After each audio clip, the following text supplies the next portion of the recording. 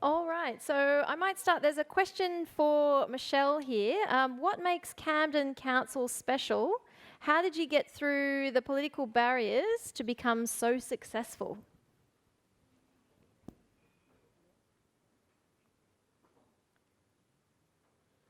Can you hear me?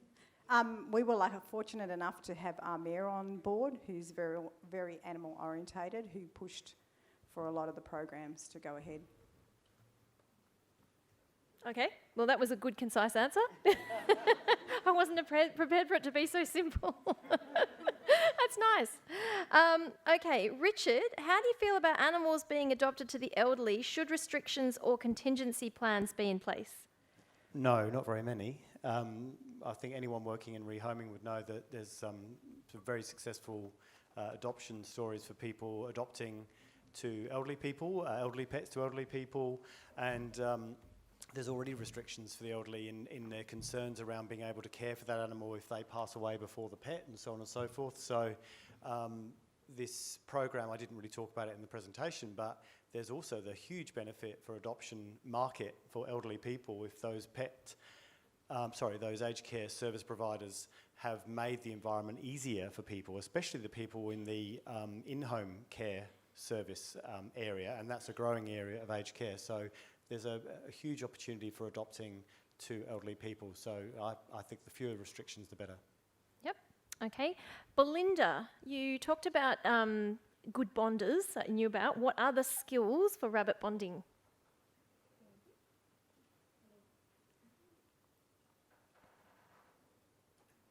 All right, so I by no means profess to be the expert in that department.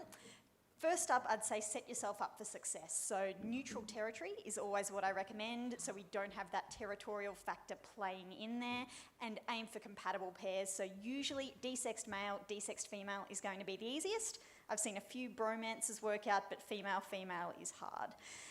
In terms of the actual bonding process itself, it's a matter of getting used to what constitutes a normal behaviour between those rabbits, just sorting out who's going to be the boss and what is taking things too far, what can be worked within a home environment and what can't.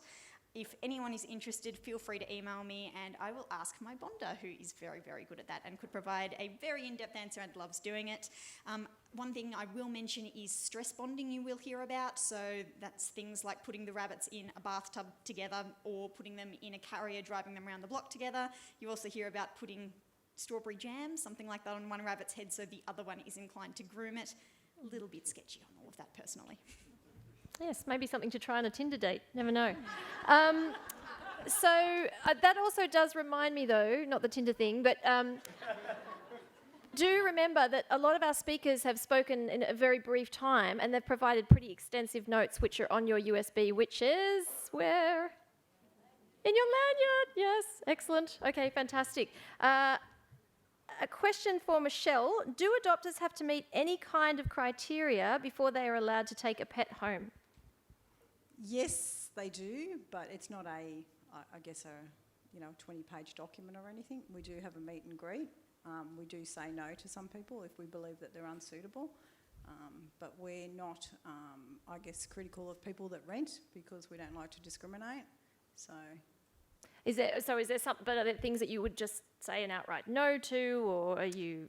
Because this is an issue for a lot of rescues, shelters and pounds, who's allowed to adopt and who's not. So is there any situations you just say outright, no, that's not going to work? If the dog's not suitable for their family, definitely we would say no, and we've done that quite a few times. So, if they turn up with 5 kids and the dog's definitely not a dog that's suitable to have 5 kids hanging off it, then definitely no. Yep. So obviously it depends on the dog and versus the family that is adopted. We always have meet and greets, so if they've got a dog already, they must bring their dog to the pound to do a meet and greet, just to make sure they do get on. Okay. Yep. And Eileeen, is the high unsatisfaction rate due to adopters knowing the breed, even if they're not familiar with gap testing? The high satisfaction rate? Sorry, high satisfaction rate. Did I say dissatisfaction? Sorry. You said unsatisfaction. Did I? Oh, yeah. sorry. Yeah, my contact lenses have gone all know. sticky. Sorry. It's that strawberry jam. I know. Yes, possibly. people that adopt greyhounds generally go out to adopt greyhounds, though I didn't actually do any research on that particular issue, so possibly more studies needed. Sorry, I know that's a cop-out for whenever you do a study, but as many questions come up as answers. But yes, they are a particular market, but that doesn't mean that there's not new people coming on the market for greyhounds all the time as well. So I don't know is the answer to that one. But pay me and I'll study it. Rosemarie, what is the best way to approach potential partners or stakeholders? So I don't think there's one potential best way. It really goes to understanding the person or the organization who you want to approach, what makes them tick. So what motivates them? Why might they want to be a partner with you? And then really also really respecting their time. Just that comes up in so many cases. So when you're approaching them, find a time that is going to be convenient for them. Find a method that's going to be convenient for them. Some people prefer a Facebook chat. Some people prefer an in-person chat. Find out as much as you can ahead of time about the person or the organization you want to approach as a partner. Michele, you mentioned a behaviour assessment for dogs which includes an independent assessor prior to euthanasia. What is your protocol for cats?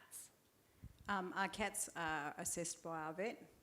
We actually are located at premises with a vet.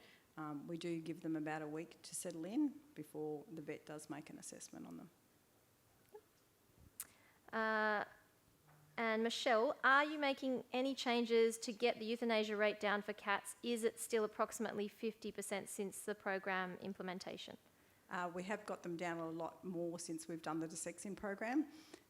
And obviously, as I said afterwards, we still know we've got a long way to go, especially with cats, so we still are working on that, and hopefully we can get that down even lower. Richard, as well as finding ways to assist the elderly, is there anything in place to help people escaping domestic violence situations needing temporary care of their animals?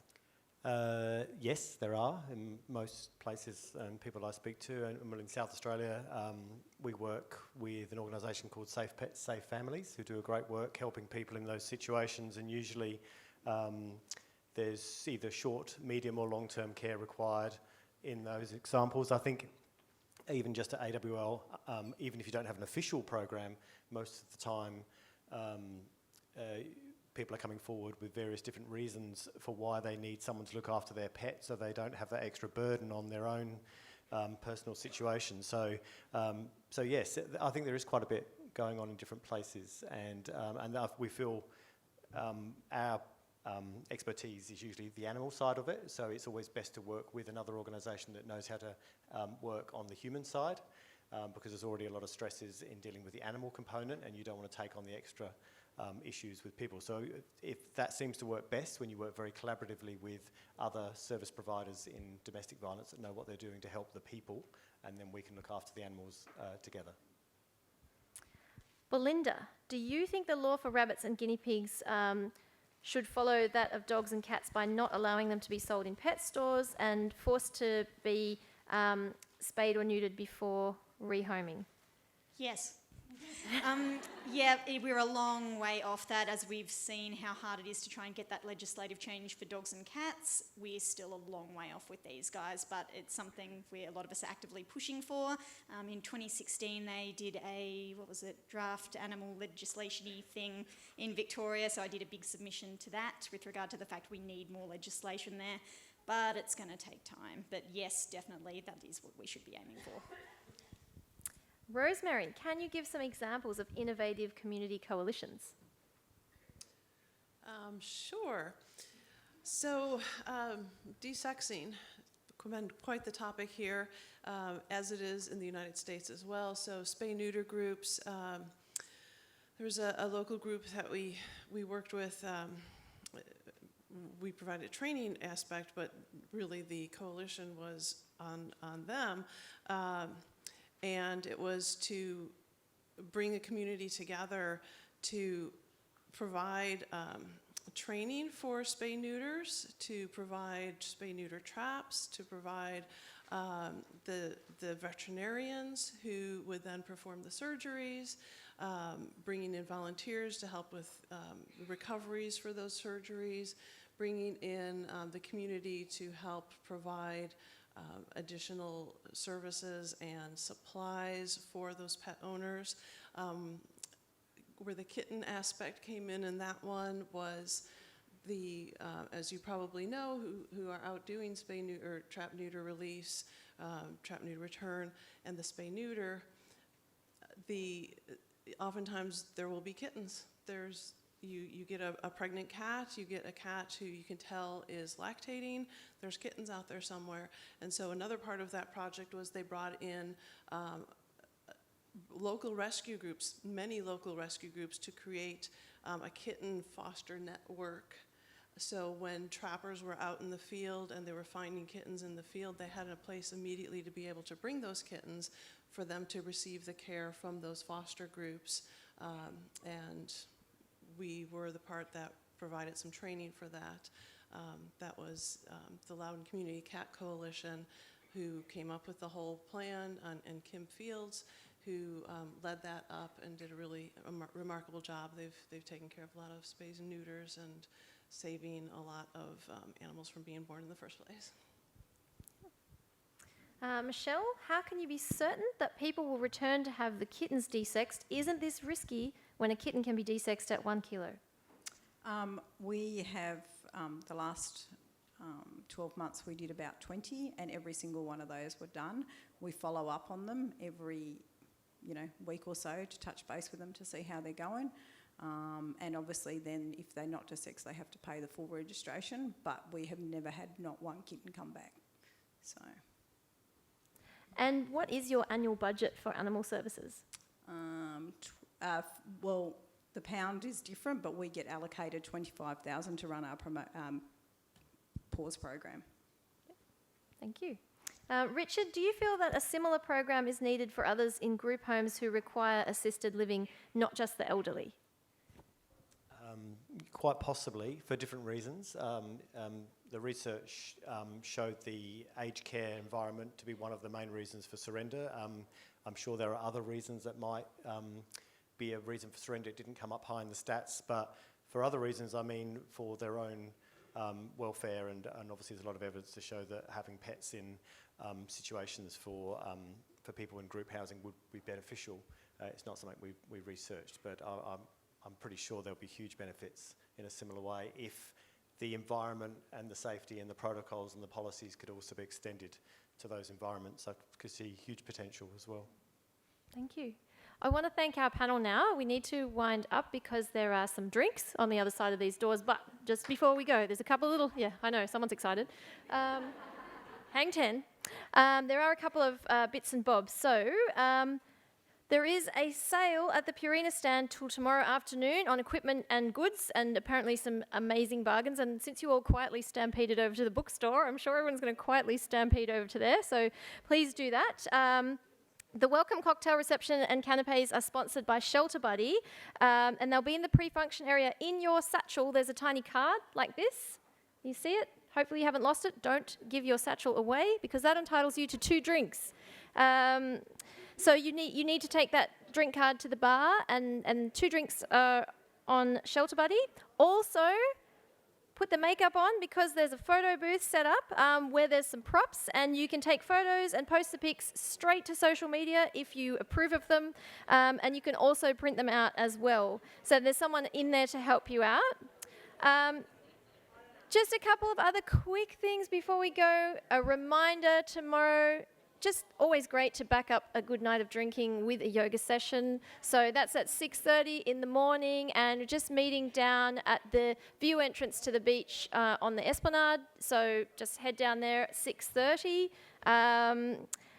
And on Friday morning, 6:30 a.m., there's a walk with JB from Pet Rescue. Also, there's the Pour Some Ideas board, so grab those Post-it notes and get thinking with your out-of-the-box ideas about how we can disrupt this whole shelter pound rescue environment and make sure we keep animals out of shelters in the first place.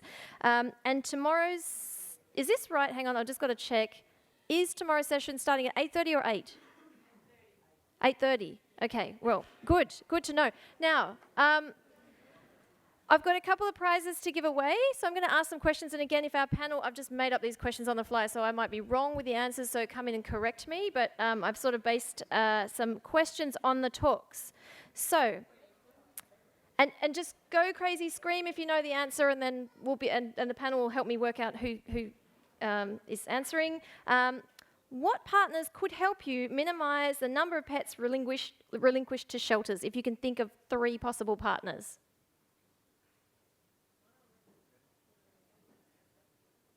I know it's a hard one before drinks, I know. But it's not going to get easier after you've had a drink. Yes? Human welfare services, pet supply companies, and trainers or behaviourists. Rosemarie, do you pay that? Excellent. So please make yourself known to, well, Nell's seen you, she knows, she's clocked you. Just make yourself known to the Getting to Zero registration desk. Excellent work. Okay. Were GAP or non-GAP dogs more likely to show separation anxiety? Hang on, who was first? I think it was, over there? All right, are we happy with that? Yes? Lots of us were listening. Okay, so yes, just give Nell a little wave over there now, and you just go to the rego desk afterwards. Okay, another question. How many aged care facilities let residents keep a pet? And I'm looking for a percentage. 18%? Okay, yes, gentlemen in the front. Well done, thank you. And Nell? All right. How many in-home care facilities offered a pet-friendly service? I'm looking for a percentage here. Hang on, the wavy, crazy person behind you, I think. You did. Yeah, you did try hard. Thank you. Yes, you. Okay, you guys need to talk. What does Belinda describe as super parvo in rabbits? Hang on, you gotta just, this is anarchy, guys. Okay, crazy people over there. Yes. Khaleesi virus? All right, good work. Okay, excellent. All right, and now, okay, this is the rules, all right, because I don't want people to be coming up and complaining afterwards. The rules are you standing already because you're ready with an answer? No. Okay, all right. You just want a drink, and that's okay. Okay, the rules are, let us know who you are, and then we'll ask you the answer, because if other people just shout it out, and then you can copy off them, and that's not right, okay? I've written an ethics textbook, I know these things. Okay, what should you do before, if you do at all, worming a rabbit or a guinea pig? Hang on. You pipe down. I think actually this person was a fecal flotation. Fantastic. So you need to talk to Nell as well. Okay. Now, this one's, I want 3 answers to this one, and Michelle's going to have to tell us if they're right. So again, make some noise, and the people from Camden Council aren't allowed to answer this question. What does Camden Council do? What are 3 things they might do before they impound an animal?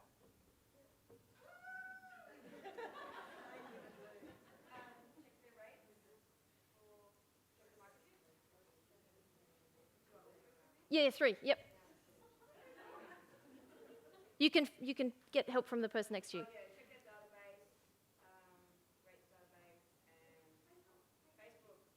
Facebook stalking? Yep. Check the rates, check the database, and Facebook stalk. Are you happy to pay that? Yep. Okay, you get a prize too. Well done, young lady.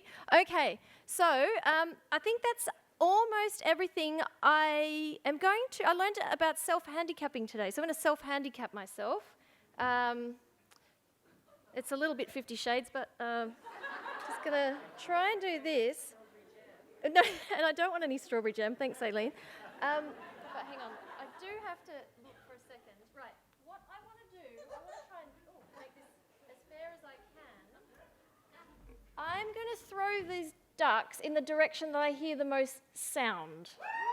Yeah, but wait till I've got the blindfold on. Oh my gosh, you guys are crazy. All right, so ready, go.